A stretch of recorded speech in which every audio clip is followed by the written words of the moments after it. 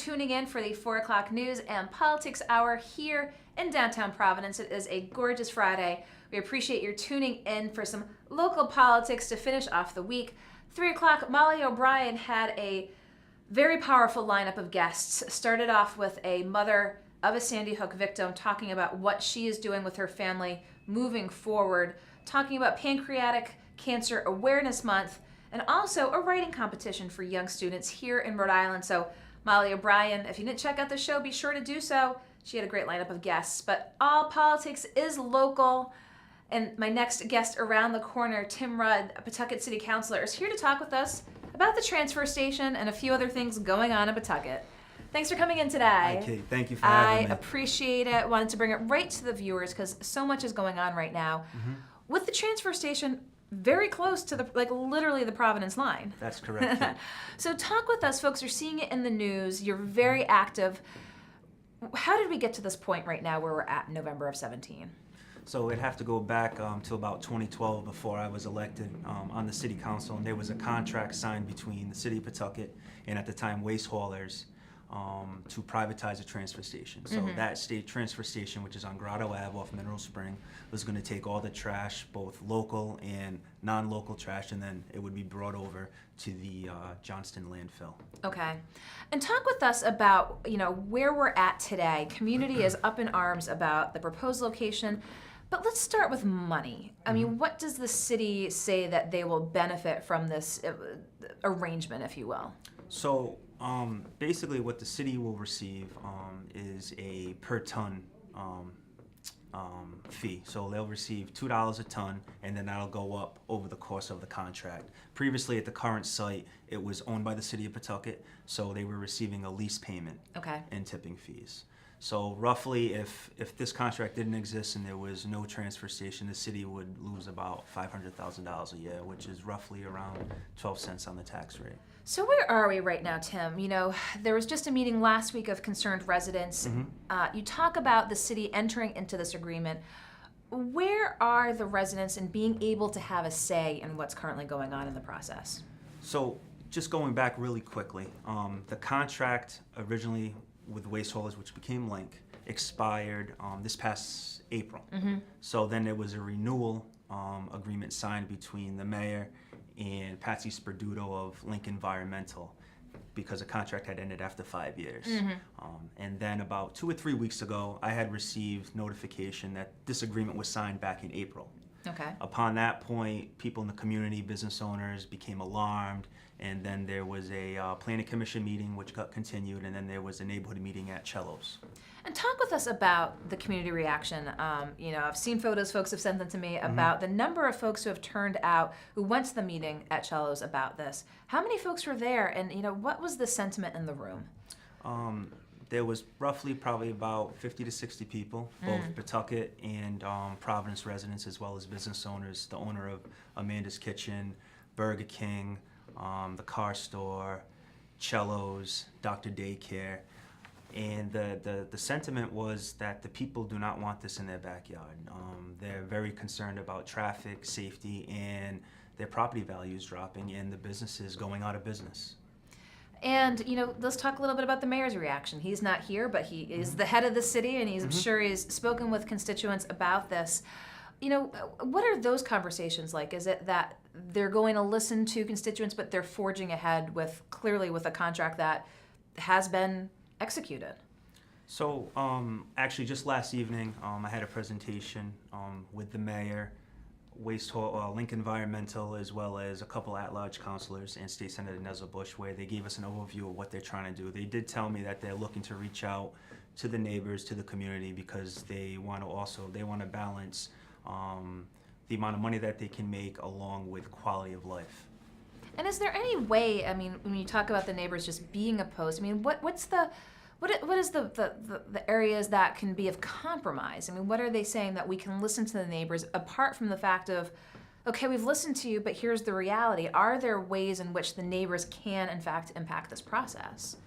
I think, let me tell you first and foremost, the neighbors are concerned what's in the agreement. In the agreement is operations are going to be Monday through Saturday from midnight to 8 p.m.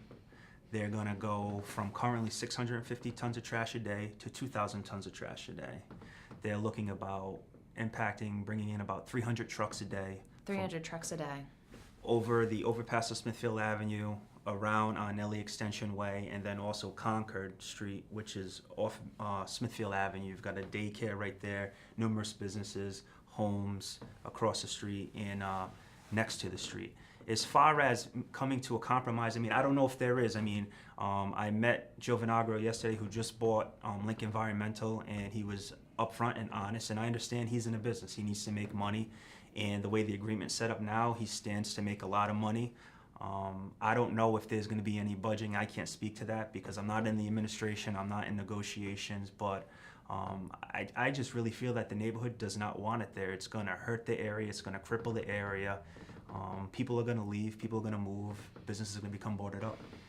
And again, the proximity to Providence, and we were talking before you came in here, you said it's just not impacting Pawtucket. Yeah, so at the last meeting that we had, Councilman Narducci was there as well as one of his staff members. And the interesting factoid of this whole thing is that Nellie Extension Way is owned by the city of Providence, and that is an access road that they're looking to take off the highway off Smithfield Avenue. All the trucks will bring the trash. And to my knowledge, the city of Providence did not know this was happening. DPW wasn't notified, the council person wasn't notified. So they're up in arms, their residents are up in arms, and there seems that though there was probably a breakdown of communication. And so what are you telling your constituents as a city councilor? You're here, all these neighborhood meetings, you're in constant communication with them. Again, are you that conduit that is trying to bring their concerns to the administration? I mean, what next? Well, basically, when I was elected in 2012, my mission's always been putting our neighborhood first. So I'm their mouthpiece, I'm their voice piece. I'm upfront and honest. I mean, I do this because I want to help the community. I'm not into politics as a profession. I have my full-time jobs. So I am their mouthpiece. I am going to advocate for them. And if my community doesn't want it, then I don't want it. And I live in that community. My kids live in that community. And it's important to me, so I'll continue to fight. We've had neighborhood meetings. We're going to have another one scheduled. I believe they did a Facebook page. They're going to do a website. They have lawn signs. And then I did some research myself where actually in the old contract, it mentions that any renewal, not only does it need an agreement between the private company and the administration, but it needs city council approval. So that's an interesting caveat. And then also there are two separate ordinances, which are in chapter 347. One that states there shall be no transfer station in the city of Pawtucket unless it's owned by the city of Pawtucket, meaning the property. Okay. The property they're going to is not owned by the city of Pawtucket. It's owned by Concord LLC, which I believe is, last name was Lehigh. Christopher Lehigh, I believe. So that's an issue. That's a potential roadblock. Then on top of that, there's another ordinance in that chapter that states that any transfer station license needs to be approved by the city council. So the new agreement shows that we are co-license holders. The city of Pawtucket is a co-license holder with Link Environmental, which means that the city council needs to approve that license that Link will be holding. So I think there's some legality issues coming up because honestly, like if I read those ordinances the way they read, it's illegal. The move itself can't happen. So is that where things are at right now? If the city council didn't get involved and raise these issues, point out the sort of fine print about especially how the city council needs to be involved in, as you said, with the lease agreement and the property being owned by the city. If that weren't the case, how quickly is the city trying to move forward on this? And what's your anticipation now that all these questions have been raised? I was told last evening that the reason why everything moved so fast was because Vinagro wanted to start construction in the spring. Okay. That's what I was told. I do know that there's another planning commission meeting November 21st. There's a zoning meeting in December. They still have DEM meetings coming up. So I still think there's a lengthy process ahead of us. So I'm not sure. I don't think there is a haste right now. I think maybe the brakes are being put on a little bit. Well, the situation's clearly of concern to neighbors. You're continuing to be at the meetings, and as you mentioned, looking at the legal aspects of ways to approach it. And Kate, too, like I'd like to state, and I've brought this up, I spoke with the administration, and, several years ago, the city privatized a transfer station to save money. Then the city privatized trash pickup to save money. So now MTG takes our trash, brings it to to our transfer station, and then Link sifts through it, sorts it, and then it goes to the landfill.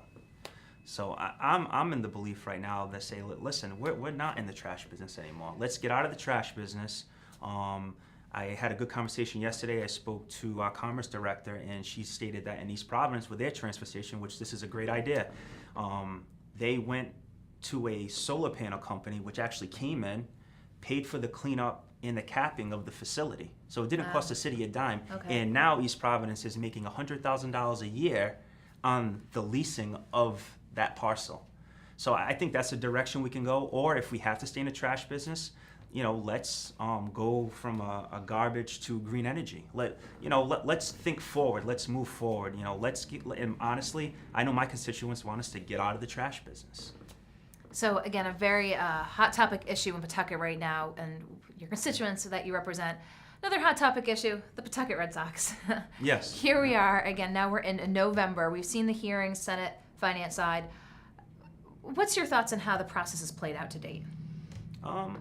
Honestly, I think the Senate Finance Committee has done a tremendous job. They've held numerous hearings. They've done their due diligence on that.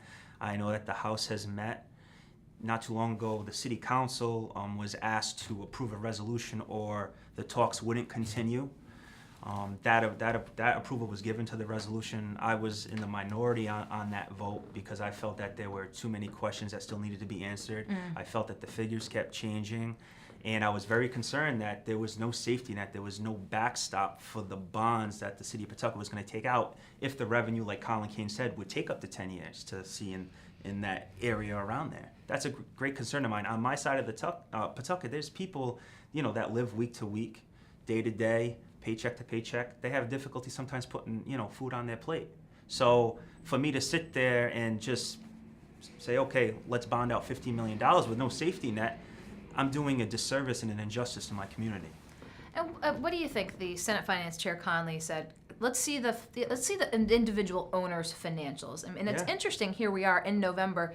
We've had conversations. We know who the ownership group is, dating back to 15. Do you think that's an important piece of the process, that information is made apparent to the state and decision makers? I think so. I mean, I know we still have this 38 Studios hangover, with great understanding, but I think it's only fair, and I think the senators made a great decision, a strong move on that part. I think they need to show the financials, and then I think when that happens, they're going to have to backstop the bonds, in my opinion, because the money's going to show.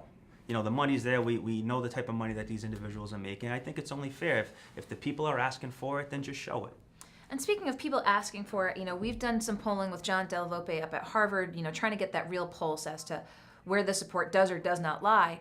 But one of the things that has been indicated, Speaker of the House Mattiello, even the Governor Raimondo has said, maybe this should go to the voters. Now, we've approached this from a legislative standpoint up until this point.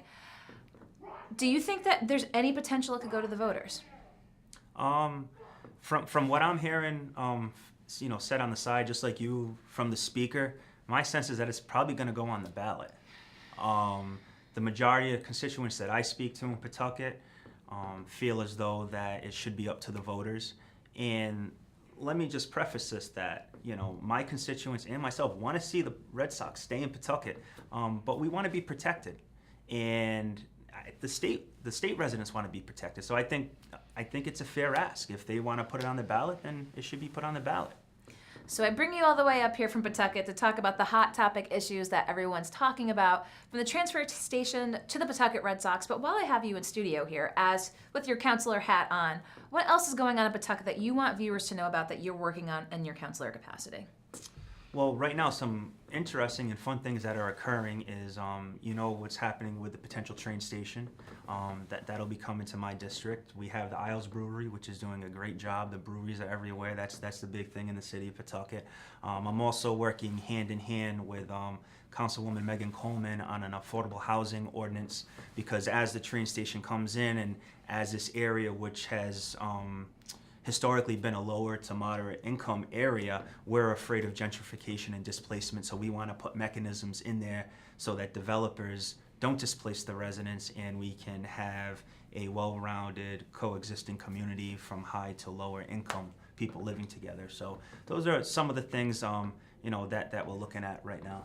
And we've heard a lot about the train station. Again, it's the fall of 17. Do we have a sense of time frame? I heard they're supposed to be breaking ground this spring, and I hope it happens. I mean, I think it could be great for the area.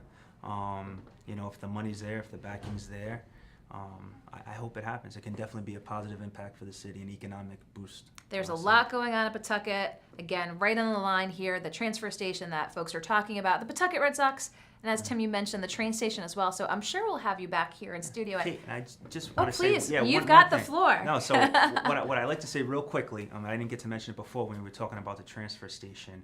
I am just amazed by the intensity, by the willingness to want to volunteer and get involved by the residents in that Fair Lawn area that want to protect their neighborhood. There are people there that are raising their children. There are people there that bought homes to retire. One of the individuals that's been working hard is Pat St. Germain, who's the head of our crime watch. My friend Christina Bento.